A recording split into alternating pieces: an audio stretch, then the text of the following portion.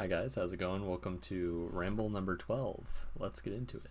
So this is kind of a topic probably everyone knows a bit about by now, but the Summer Summit happened last week and they announced a bunch of different things that are going to be coming out to Old School. Notably, of course, sailing, and that officially entering the poll, as well as Varlamore and a couple other things like Dead Man Mode, things I don't really care too much about or are worth mentioning on this channel. I really don't know what's going on. Every time I try to record, something really noisy happens, like a plane goes over the house and then dogs start barking. It's not going well.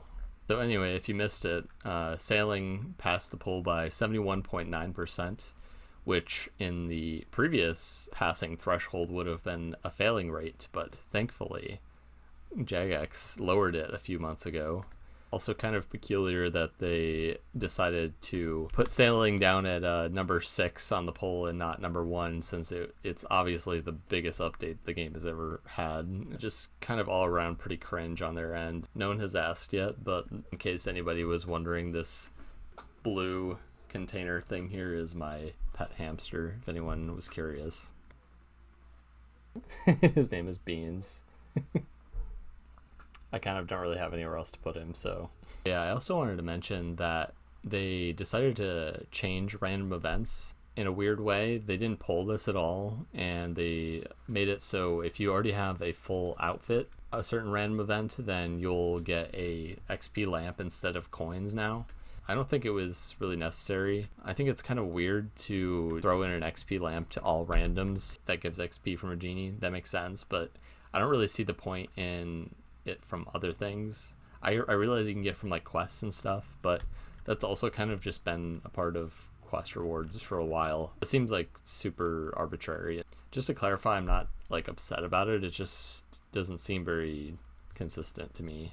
When I was playing my Iron Man, I also got an XP lamp from the Prison Pete random. I think there's also a chance of getting XP lamps from other events, but it's not 100%. So I think it's only worth doing certain random events that take less time than it would take for you to gain the lowest XP per hour skill normally, is the way I'm thinking it's going to be working, but people haven't really come to that conclusion yet. The other updates didn't have too much to do with free-to-play. They did mention that there would be some sort of mid-level boss to try and bridge the gap between low-level bossing and high-level bossing. Conceptual level, that makes sense, but I don't really know what their plans are for that. It could be the so-called rat boss that has been talked about on Reddit. I believe there's some sort of weapon that goes with it. I assume that's probably what's going to come through in the polls.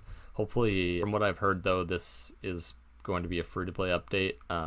They didn't say this in the Summer Summit. I just mean this rat boss that's been talked about has been pitched as a free-to-play update. So unfortunate if this becomes some sort of best in slot weapon for us. I really, really hope not. I don't think they would ruin the integrity of the iconic rune scimitar being the best free-to-play item to be training melee with, but we'll see what happens with that. I don't really know what its purpose could be outside of best in slot. We've already got KO weapons. We've got the Obor Club, Rune 2H, Battle Axe, I suppose. I'm not really much of a PKer, as you guys know. So yeah, just to talk about a little of what I've done this week. I've been doing crafting as usual. As you can see, I surpassed 60 million XP, which is pretty awesome.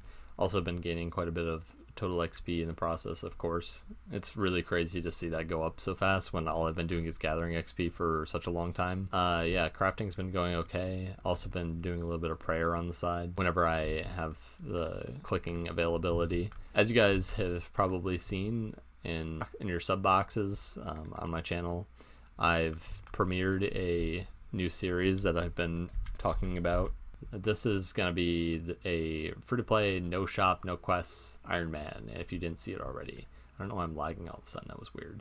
So yeah, I've just been working on that on the side while crafting, and when I have time to AFK on that account, I do some prayer on this account. It's a bit of back and forth what I decide to focus on, but I think it's pretty a balanced sort of way of playing.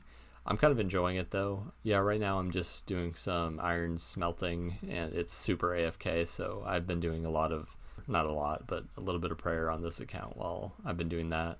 So yeah, overall it's been pretty chill. I've also been making money on the side, of course. I'm trying to afford these Bibles. However, diamonds are still like only 2 or 3 GP per XP right now, so I'm barely losing anything. It's pretty awesome.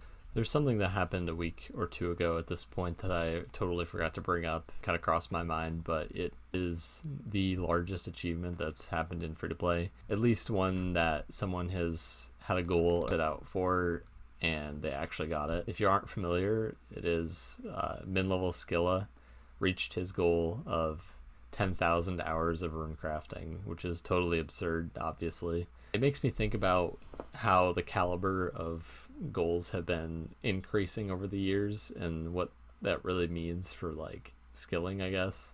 Obviously, goals like that don't exist in pay to play. You have to limit yourself, or conventional way of playing, I should say. I think it's kind of crazy how we've gotten from probably one of the craziest achievements at the time. At the beginning of 07 was Acid Soul getting 200 million mining XP, 55, 60k an hour, somewhere around there. Forgive me if I'm incorrect.